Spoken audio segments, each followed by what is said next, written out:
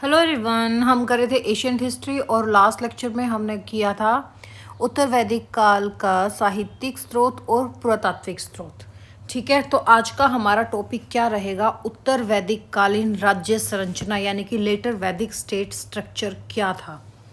तो आज का हमारा टॉपिक क्या रहेगा? उत्तर वैदिक कालीन राज्य संरचना यानी कि लेटर वैदिक स्टेट स्ट्रक्चर देखेंगे आज हम। देखो, लास्ट लेक्चर में हमने एक चीज़ की थी कि उत्तर वैदिक काल में आर्यों का प्रसार पूर्व में गंगा यमुना दोआब के क्षेत्र में हो चुका था। ठीक है, और अथर्ववेद में बहलिक प्रदेश से लेकर मग तक का उल्लेख का वर्णन मिलता है, और पूर्वी और पश्चिमी समुद्री तट के बारे में भी हमें उत्तर वैदिक साहित्य में वर्णन मिलता है। हमने लास्ट लेक्चर में भी क्या क्या किया था, थोड़ा सा रिकॉल कर लो। एक तो उत्तर वैदिक काल में आर्यों का प्रसार पूर्व में गंगा यमुना दोआब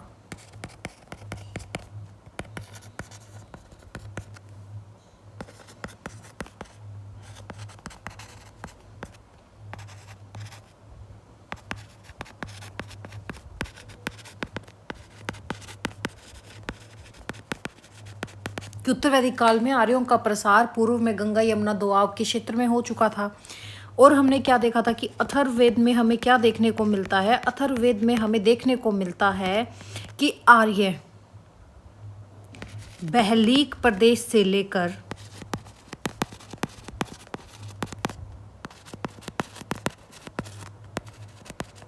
मग तक का उल्लेख का वर्णन मिलता है।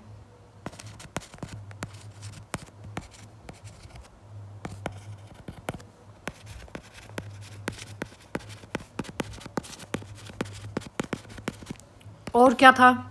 पूर्वी तथा पश्चिमी समुद्री तट के बारे में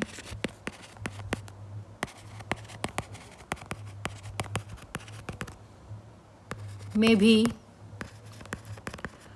उत्तर वैदिक साहित्य में वर्णन मिलता है।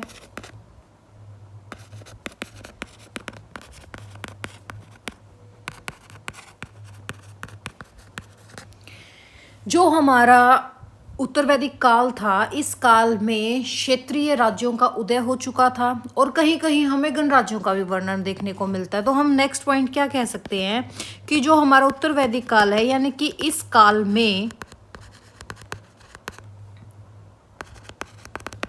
क्षेत्रीय राज्यों का उदय हो चुका था और कहीं कहीं पर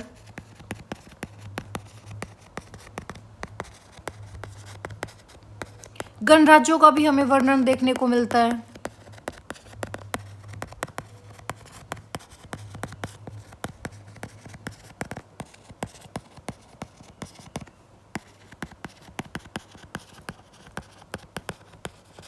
ठीक है, तो अभी तक हमने उत्तर वैदिक कालीन राज्य संरचना में 4 पॉइंट किए हैं। फर्स्ट पॉइंट क्या था कि उत्तर वैदिक काल में आर्यों का प्रसार कहाँ से हो गया था? पूर्व में गंगा यमुना दोआब के क्षेत्र में हो चुका था। सेकंड पॉइंट क्या था कि अथर्ववेद में बहलिक प्रदेश से लेकर मग तक का उल्लेख हमें मिलता है।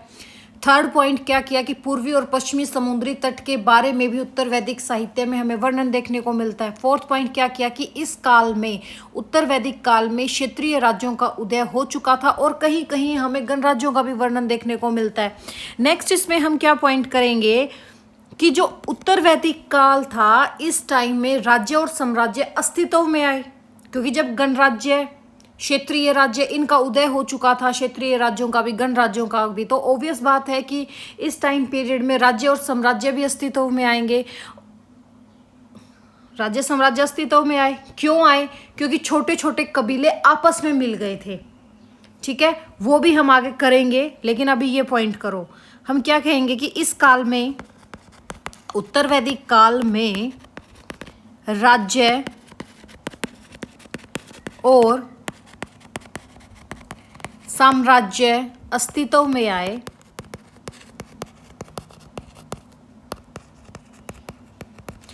क्योंकि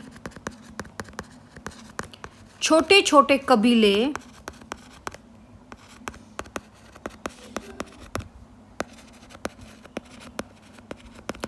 आपस में मिल गए थे।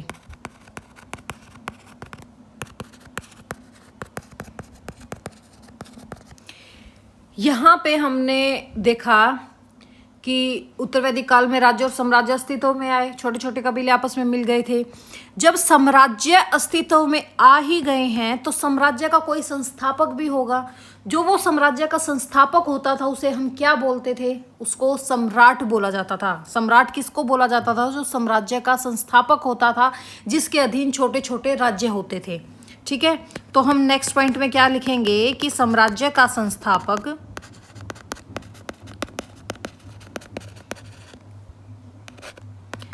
कौन होता था? सम्राट होता था।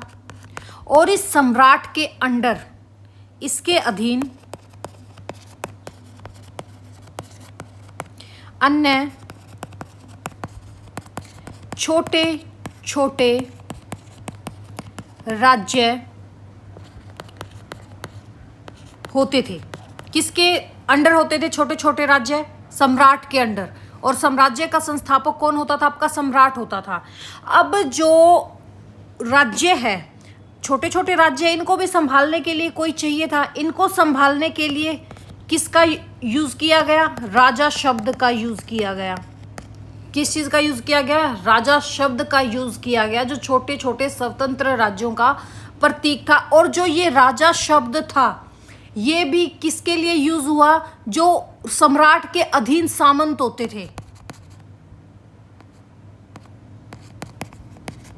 सम्राट के अधीन सामंत होते थे। ठीक है, जो सम्राट होता था, राज्य का, साम्राज्य का संस्थापक सम्राट हुआ। सम्राट के अधीन छोटे छोटे राज्य थे। उन छोटे छोटे राज्यों को संभालने के लिए, छोटे छोटे स्वतंत्र राज्य थे वो, उनको संभालने के लिए राजा आया। राजा क्या था? उस समय जो सम्राट होता था उसके अधीन सामंत राजा शब्द प्रयोग होता था। ठीक है, इतना समझ में आ गया। उत्तर वैदिक काल में आपको एक और चीज देखने को मिलती है, हमें दैविक उत्पत्ति का सिद्धांत भी देखने को मिलता है। ये सिद्धांत हमें क्यों देखने को मिला? क्योंकि उस टाइम पे जो एक स्थान था, वहां के एक राजा थे, उन राजा का नाम था राजा पुरु। ठीक है, पुरु राजा, सब कोई जानते हैं कि राजा पुरु कौन थे? कौरवों के पूर्वज। जो राजा पुरु थे, ये अपने आप को इंद्र और वरुण के समान बताते थे और इनके द्वारा दी गई शक्तियों का भी इन्होंने जिक्र किया।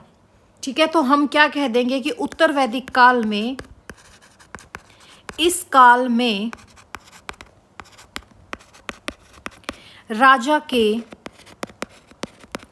दैविक उत्पत्ति का सिद्धांत प्रचलित था, क्योंकि एक स्थान के राजा, कौन से राजा? राजा पुरु। राजा पुरु ने क्या कहा? अपने आप को किस किस देवता के समान? इंद्र तथा वरुण के समान बताया और उनके द्वारा दी गई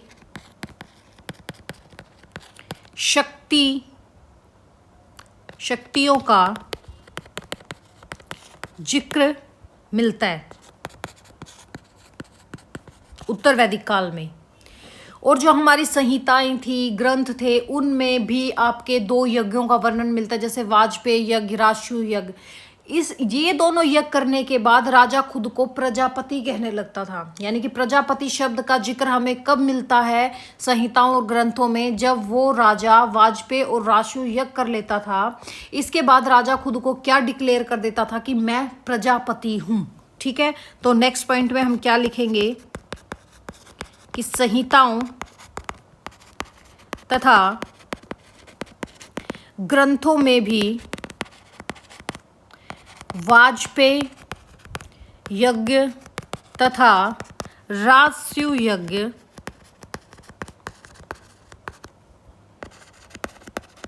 करने के उपरांत राजा खुद को प्रजापति घोषित करता था। ठीक है, या ये कह दो कि प्रजापति की उपाधि धारण करता था। वैसे ही जैसे हमें संहिताओं और ग्रंथों में मिलता है, वैसे ही हमें शतपथ ब्राह्मण में क्या देखने को मिलता है, शतपथ ब्राह्मण में हमें देखने को मिलता है, इसी टाइप के उल्लेख देखने को मिलते हैं कि इस काल में अश्वमेध तथा राशु यज्ञ संपन्न कराकर राजा अपने विशाल साम्राज्य का प्रमाण देता था। ये किसमें हमें मिलता है, शतपथ ब्राह्मण में देखने को मिलता है। क्या मिलता है कि इस काल में अश्वमेध तथा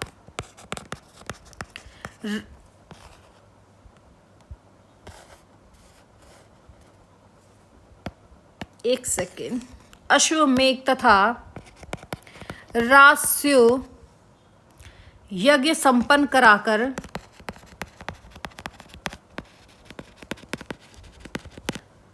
राजा अपने विशाल साम्राज्य का, या विशाल राज्य का कह लो, साम्राज्य छोड़ो, राज्य का, विशाल राज्य का प्रमाण देता था। ठीक है, वैसे ही आपके एक विद्वान हुए हैं, कौन से विद्वान हुए हैं, कीथ। कीथ एक विद्वान होते हैं। इन्होंने उस टाइम पीरियड के लिए एक बात लिखी है। क्या लिखी है कीथ ने, जो विद्वान हैं, इन्होंने ये बात लिखी कि जबकि, यद्यपि लिख दो जबकि की जगह, यद्यपि इस काल में यानी कि उत्तर वैदिक काल में ऋग वैदिक कालीन राज्य व्यवस्था नहीं थी। ये वर्णन किन्होंने किया है, कीथ एक विद्वान होते थे। उन्होंने कहा कि यद्यपि इस काल में ऋग वैदिक कालीन राज्य नहीं थे। क्यों नहीं थे, ऐसा क्या है कि वो राज्य अव्यवस्था नहीं थी? क्योंकि अथर्ववेद में एक चीज लिखी गई है। अथर्ववेद में हमें क्या वर्णन देखने को मिलता है कि जो राजा होता था, राजा अपने चचेरे भाइयों से लड़ता हुआ दिखाया गया है।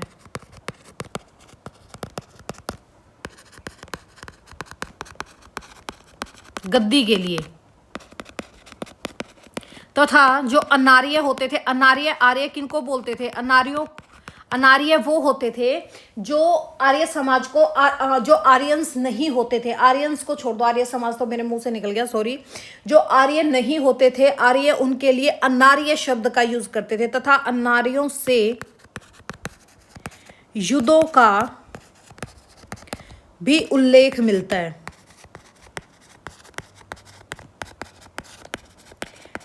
इसी वजह से कीथ ने ये बात कही कि इस काल में ऋग वैदिक कालीन राज्य नहीं था, ये इसमें सिस्टम अलग हो गया था। पर जो हमारा ऐत्रेय ब्राह्मण है, ऐत्रेय ब्राह्मण में हमें क्या जानकारी मिलती है? ऐत्रेय ब्राह्मण में पूर्व के शासकों को सम्राट, दक्षिण के शासकों को भोज, और उत्तर में आपके विराट, और मध्य में राजन, पश्चिम में राजा। इन शब्दों का प्रयोग किस में देखने को मिलता है? हमें ऐत्रेय ब्राह्मण में देखने को मिलता है। ऐत्रेय ब्राह्मण में क्या बताया गया है? ऐत्रेय ब्राह्मण में हमें देखने को मिलता है, क्या देखने को मिलता है? मान लो ये हमारा नॉर्थ है, ये हमारा साउथ है, ये वेस्ट है, ये ईस्ट है। तो जो पूर्व में शासक होते थे, उनको सम्राट, खुद को वो सम्राट शब्द से करते थे, और जो मध्य में होते थे वो खुद को राजन बोलते थे। ठीक है, साउथ वाले खुद को कहते हैं ना राजा भोज, भोज बोलते थे। उत्तर वाले खुद को विराट कहते थे, और वेस्ट में खुद को राजा कहा जाता था। इस चीज का भी वर्णन हमें देखने को मिलता है। इसी प्रकार एक वर्ड आता है क्या, एतरात। एतरात तथा सार्वभौम। एतरात और सार्वभौम ये शब्द किसके लिए प्रयुक्त होता, सार्वभौम राजा। ठीक है, कौन सा, सार्वभौम राजा। जो एतरेत और सार्वभौम राजा कौन होते थे, किनको कहा जाता था, किनको कहा जाता था, जिसने चारों दिशाओं में शत्रुओं पर विजय हासिल की हो, उसको बोला जाता था एतरात और सार्वभौम। ठीक है, इस एतरात की जगह आपको कई जगह एक चीज और मिलेगी, क्या, एसरात भी देखने को मिलेगा। ठीक है, एतरात और सार्वभौम राजा किसको बोला गया, जिसने चारों दिशाओं में विजय हासिल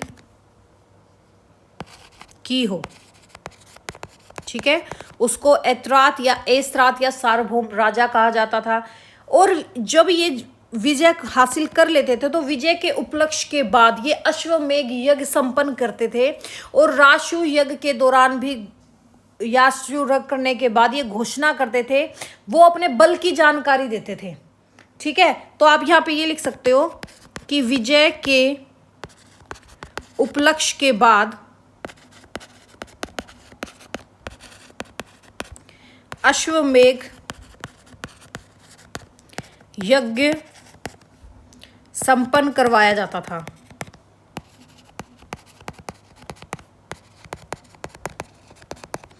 और राशु यज्ञ संपन्न करवाने का मतलब था बल को प्रदर्शित करना, बल को प्रदर्शित करने के लिए। ओके, आई गेस इतना आपको अच्छे से समझ में आ गया होगा। जितनी भी अभी तक हमने बातें की है, इन सब बातों से हमें क्या जानकारी मिलती है, इससे हमें ये जानकारी मिलती है कि इस काल में बड़े बड़े साम्राज्य तो थे, बड़े बड़े साम्राज्यों की जानकारी हमें उत्तर वैदिक काल में मिलती है, क्योंकि राजा लड़ रहे थे, एक दूसरे राज्य पे हमला कर रहे थे, अटैक कर रहे थे, यानी कि वो अपने साम्राज्य को बढ़ाने के लिए कर रहे थे। तो अभी तक हमने जितना किया उसके हिसाब से हम क्या कह सकते हैं कि इन सब बातों से हमें पता चलता है, इन सब बातों से हमें पता चलता है कि इस काल में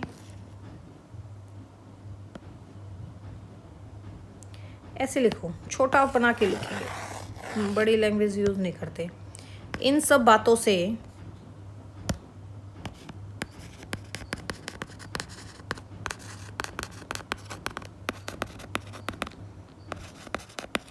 हमें इस काल में बड़े बड़े साम्राज्य होने की जानकारी मिलती है। ठीक है, अब आगे देखो, जो उत्तर वैदिक काल है, उत्तर वैदिक कालीन साक्ष्यों से हमें क्या पता चलता है कि राजा का पद कैसा था, पैतृक, या जिसको हम कह सकते हैं वंशानुगत था, हेरिडिटरी हो गया था उत्तर वैदिक काल में, जबकि ऋग वैदिक काल में हेरिडिटरी नहीं था। तो हम नेक्स्ट पॉइंट क्या कह देंगे कि उत्तर वैदिक काल में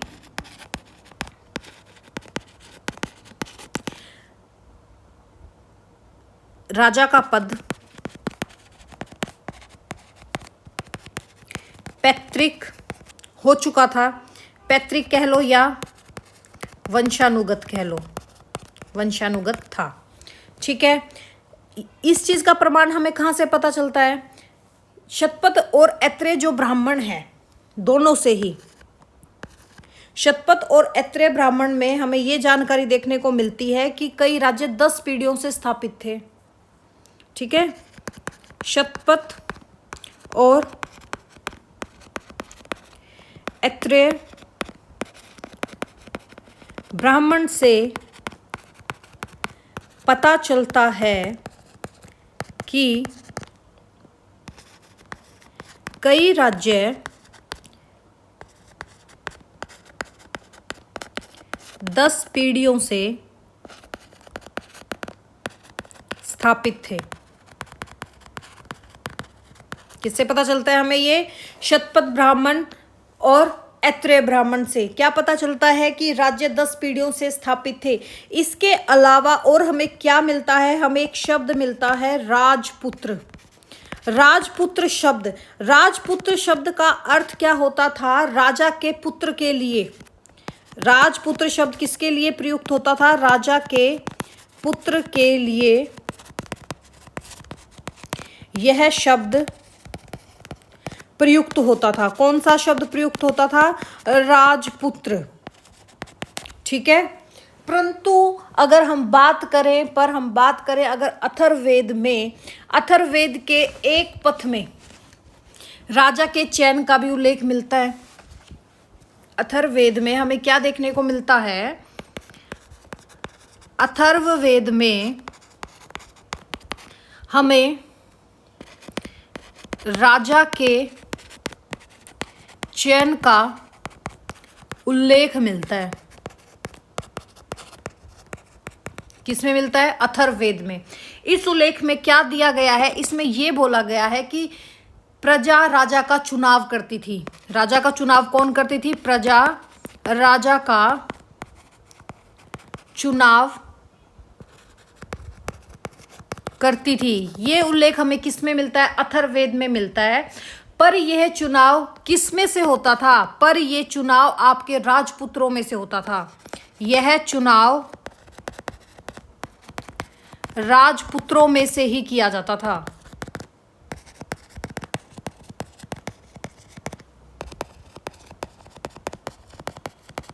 तो हो गया ना हेरिडिटरी, वो हो गया आपका वंशानुगत हो गया। राजा कब होता था ये? जब भाई बाई चांस राजा आपातकाल में राजा की मृत्यु हो जाए या वो काफ़ी बीमार हो जाए तो राज परिवार में ही कोई आपातकाल आ जाता था, तब उस टाइम पे प्रजा चुनाव करती थी राजपुत्रों में से। इस काल में हमें और क्या देखने को मिलता है? इस काल में हमें और क्या देखने को मिलता है? हमें जनता द्वारा कई अत्याचारी राजा को हटाने के भी प्रमाण मिलते हैं। इस काल में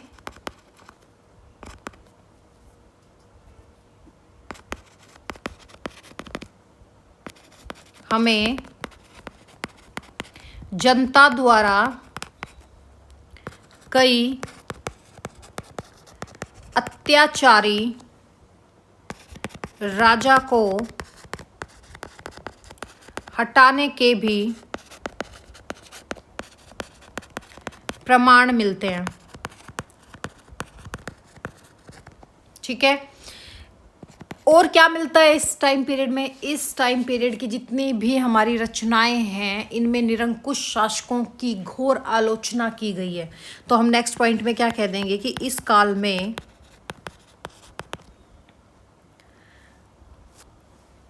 या ये कहो इस काल की, कहो इस काल की, इस काल की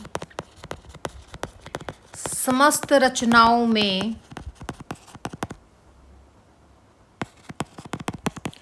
निरंकुश शासकों की घोर आलोचना का भी उल्लेख मिलता है।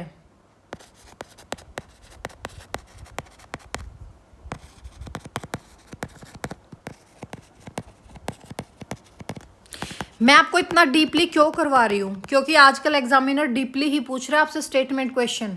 स्टैटिक भी वो आपसे क्या पूछ सकता है? जैसे आपका अभी एक वर्ड आया था ऐत्रात और सार्वभौम राजा, इस टाइप के वर्डिंग पूछ लेगा वो आपसे। ठीक है। तो स्टैटिक में आपका अब वो पहले वाला कॉन्सेप्ट आपका खत्म हो चुका है। अब सिर्फ आपको डिटेल में पढ़ना पड़ेगा, और डिटेल में जब तक स्टोरी टेलिंग या आपके पास अच्छे इफेक्ट नहीं होंगे तो नहीं कर पाओगे भाई। तो इसलिए थोड़ा आपको लग रहा होगा कि इतनी डिटेल में क्यों करवा रहे हैं, यही रीज़न है करवाने का। ठीक है। तो इस काल में हमें क्या मिलता है? जितनी भी रचनाएं हैं उनमें एक वर्णन देखने को मिलता है कि निरंकुश शासकों की घोर आलोचना की गई थी। और हमें अथर्ववेद में भी एक वर्णन देखने को मिलता है। अथर्ववेद में हमें क्या देखने को मिलता है कि जब कोई राजा अधर्मी निकल जाता था तब उसे समिति और मित्र वर्ग का, समिति सभा समिति होती थी ना, जिसको अथर्ववेद में जुड़वा पहने कहा गया सभा समिति, इससे नेक्स्ट टॉपिक हम सभा समिति का ही करेंगे। जब कोई राजा अधर्मी निकल जाता था तब उसे समिति और मित्र वर्ग का सहयोग प्राप्त नहीं होता था। ठीक है, क्या मिलता है अथर्ववेद में? जब कोई राजा अधर्मी निकल जाता था तब उसे समिति और जो उसका मित्र वर्ग होता था, यानी कि रत्निन लगा लो एक तरह से, 12 रत्निन का वर्णन मिलता है हमें उत्तर वैदिक काल में शतपथ ब्राह्मण में। मित्र वर्ग का सहयोग नहीं प्राप्त होता था। जो राजा निरंकुशता पूर्वक